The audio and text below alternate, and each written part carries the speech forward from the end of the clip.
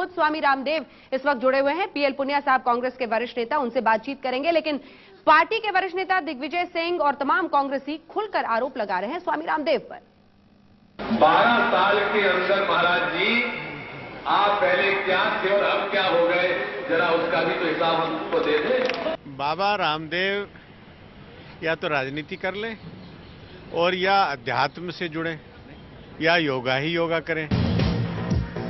योग गुरु बाबा रामदेव को घेरने का ये कांग्रेसी तरीका है। तरीका काफी कुछ ऐसा है जैसे उल्टा चोर कोतवाल को डांटे। जी हाँ, भ्रष्टाचार को लेकर सवाल उठाने वाले और काले धन के कुबेरों को बेनकाब की मांग करने वाले योग गुरु के अभियान का जवाब अब कांग्रेस उन्हीं की भाषा में देने की कोशिश कर रही है। बाबा रामदेव ने काले धन को लेकर नेताओं को घेरा तो कांग्रेसियों की खींच सामने आ गई। आप खुद सुनिए, सियासत में जमी काली साफ करने की बजाय दिग्विजय सिंह ये साबित करने में जुट गए कि योग गुरु का भगवा दामन नेताओं से भी ज्यादा काला है। 12 साल के अंदर महाराज जी, आप पहले क्या थे और अब क्या हो गए, जरा उसका भी तो हिसाब हमको दे दें। ये भी आप प्रमाणित कर दीजिए कि जितना आपके ट्रस्टों में, आपके आश्रम में जितना पैसा लगा है वो काला धन नहीं है। इसका प्रमाणीकरण आपको देना होगा। खींच उतारने के लिए कांग्रेसी ये भी कहते हैं कि योग गुरु को राजनीति से क्या मतलब है। यानी कांग्रेसियों के कहने का ये मतलब है कि योग गुरु अपने योग में रमे रहे और राजनीति में जो भी काला सफेद हो रहा है उसे होने दें या फिर अपनी आंखें मूंद लें। बाबा रामदेव या तो राजनीति कर लें और या अध्यात्म से जुड़ें या योगा ही योगा करें। ये सब चीजें घालमेल नहीं हो सकता।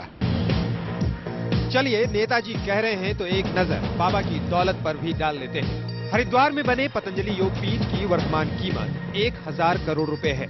दिव्य योग मंदिर, दिव्य योग आश्रम, कृपालु बाग, दिव्य फार्मेसी, पतंजलि हर्बल, पतंजलि योग विश्वविद्यालय, हर्बल वाटिका, आयुर्वेदिक चिकित्सा और अनुसंधान संस्थान सभी बाबा रामदेव की संपत्ति है। स्कॉटलैंड में 14 करोड़ 70 लाख कीमत की रिट्रीट लैंड। हालांकि बाबा रामदेव की दौलत और सफेद पोशों की दौलत में बहुत बड़ा अंतर है। बाबा की दौलत के बारे में दुनिया जानती है और सब जानते हैं कि महज दवाइयों और योग साहित्य की बिक्री से ही योग गुरु को हर महीने करोड़ों की आमदनी होती है। शिविरों से भी बाबा रामदेव को अच्छा खासा पैसा मिलता है, जबकि नेताओं के पास अकूत दौलत कहां से आती और कहां जाती है ये कोई नहीं जानता। बस इसी को लेकर बाबा रामदेव सवाल उठा रहे हैं। जाहिर है बाबा के सवाल कांग्रेसियों को चुभेंगे ही, क्योंकि उन्हें डर है कि कहीं योग गुरु की मुहिम नेताओं के लिए परेशानी का सबब न बन जाए।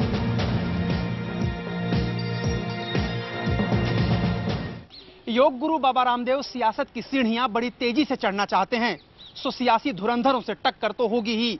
जाहिर है बाबा के लिए ये सियासी आसन आसान नहीं होगा। सहयोगी रमन और अमित के साथ अरुण सिंह, दिल्ली, न्यूज़ 24।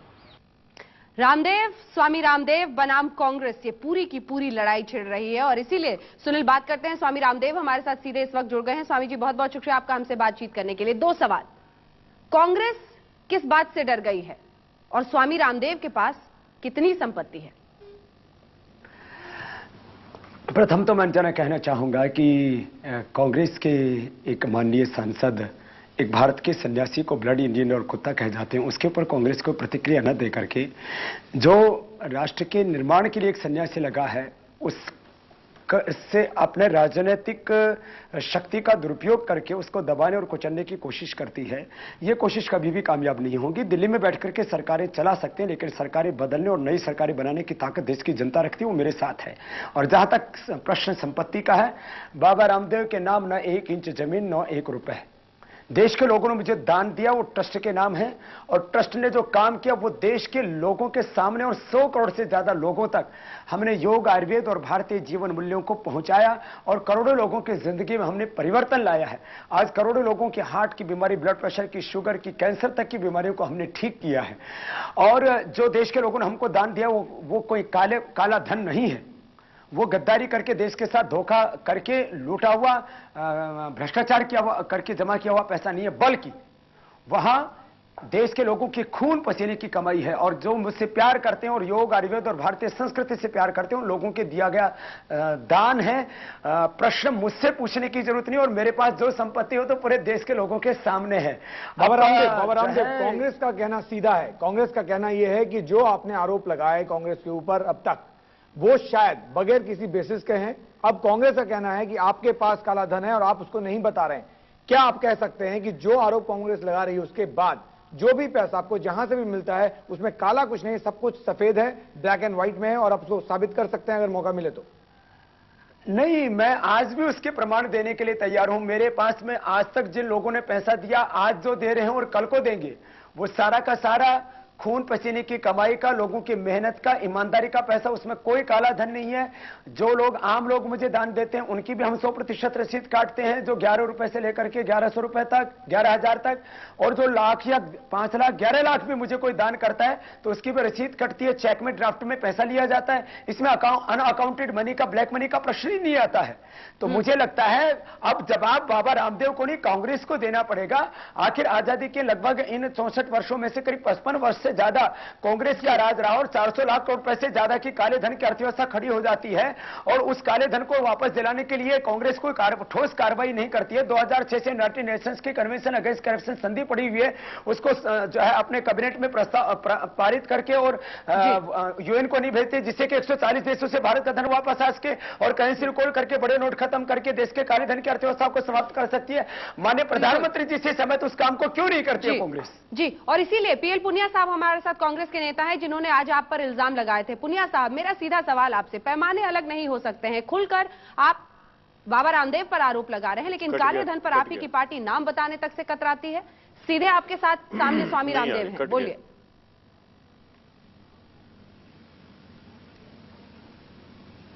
पुनिया साहब, क्या आप मुझे सुन रहे हैं? एक तो पहला फोन कट गया।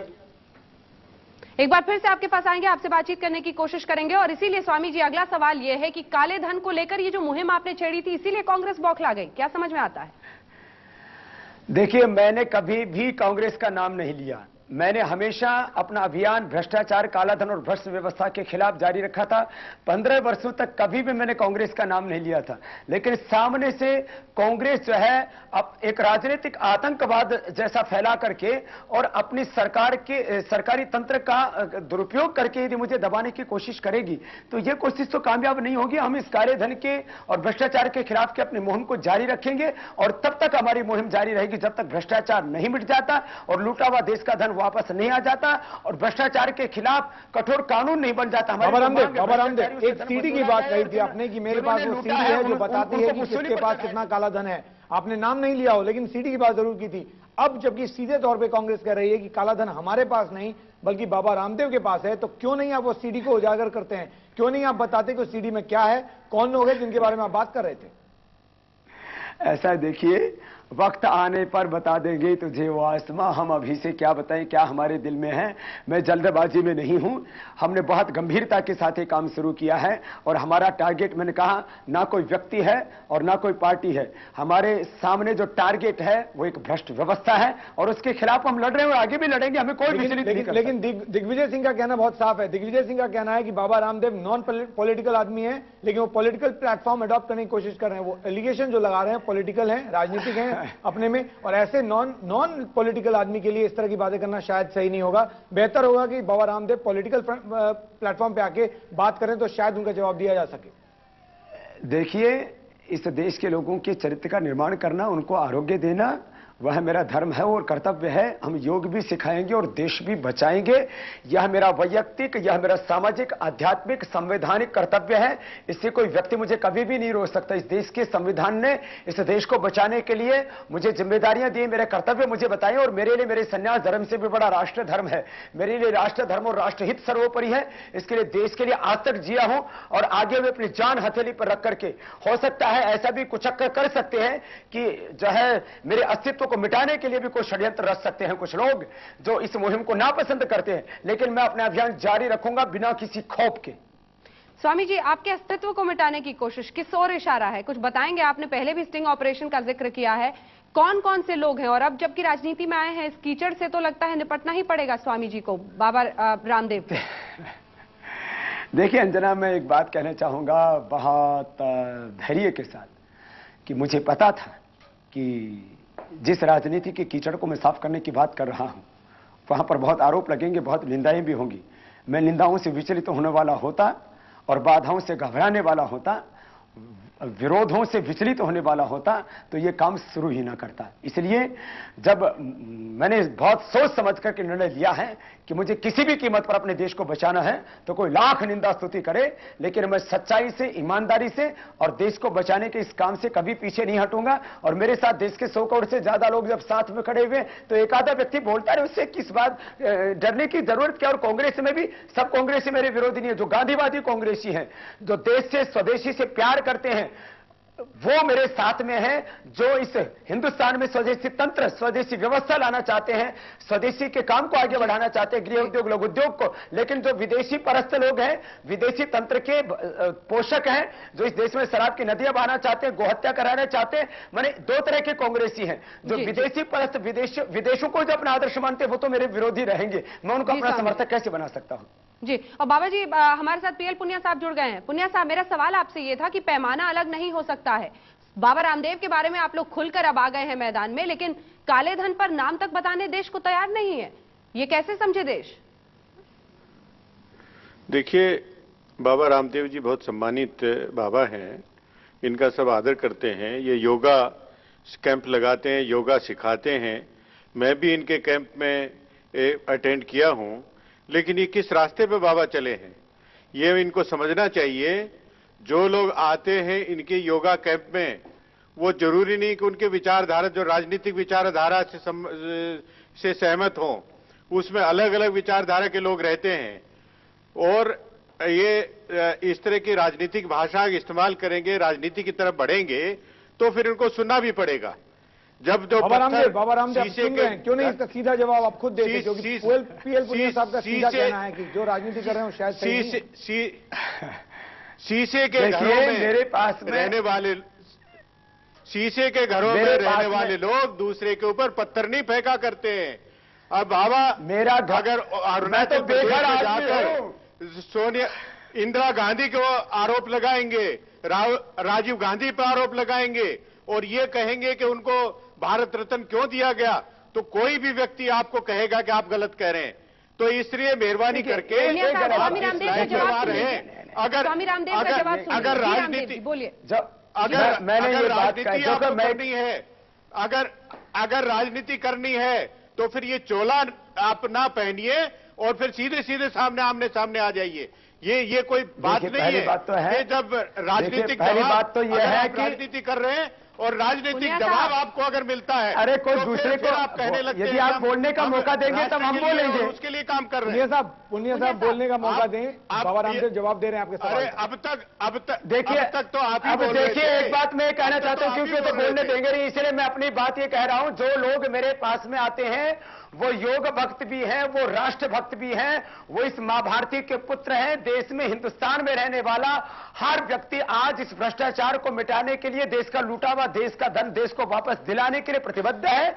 इसलिए जो मेरे पास में लोग आते हैं उनकी जिम्मेदारी मेरी है और उनको जो मैं देश के लिए तैयार कर रहा हूं, ये मेरा धर्म है, ये कर्तव्य है, इससे मैं कभी पीछे नहीं हट सकता। और जहां तक ये बात आई, मैंने कभी इस बात की आलोचना नहीं की कि आज जो है यदि राजीव गांधी को पुरस्कार दिया गया है, मुझे इससे कोई आपत्ति नहीं है। मैंने एक प्रश्न उठाया था, क्या इस देश के लिए मरने वालों के लिए, इस देश के गाने, मैंने बात कही थी, फिर दोहरा रहा हूं, देश के लिए गाने वालों को यदि भारत रत्न दिया जाता है, प्रसन्नता की बात है। लेकिन देश के लिए मरने वाले भगत सिंह के लिए, देश के लिए मरने वाले सुभाष चंद्र बोस के लिए, और जिन्होंने 565 रियासतों को में बटे भारत को एकजुट किया, उन सरदार वल्लभ भाई पटेल को यदि भारत रत्न नहीं दिया जाता है, तो मैंने इस बात को कहा था, यद्यपि कुछ पात्र लोगों को भी पुरस्कार दिए जाते हैं, लेकिन पुरस्कारों के नाम पर राजनीति भी होती है, इसको कोई नकार नहीं सकता। मैंने कभी भी किसी व्यक्ति के ऊपर आरोप नहीं लगाया। और रही बात संन्यास की, भगवे कपड़े ने जब जब देश के ऊपर संकट आया है तब तब देश को बचाया है। इसलिए पुनिया साहब, मुझे मेरे संन्यास धर्म का पूरा बोध है। मैंने वेद, शास्त्र, उपनिषद पढ़े हैं और अपने पूर्वजों की संस्कृति मुझे याद है। मैं रामकृष्ण की संतान हूं, मैं श्रीदयानंद स्वामी विवेकानंद का वंशज हूं और इसलिए बापू के रास्ते पर चल रहा हूं। सब ठीक है, लेकिन दूसरे भी किसी के वंशज होंगे, कर सकते जो हैं। दूसरे लोग हैं वो भी तो वंशज होंगे। आप बड़ा अच्छा बोलते हैं, ये मानते हैं, लेकिन पुनिया अगर साहब, राजनीति कर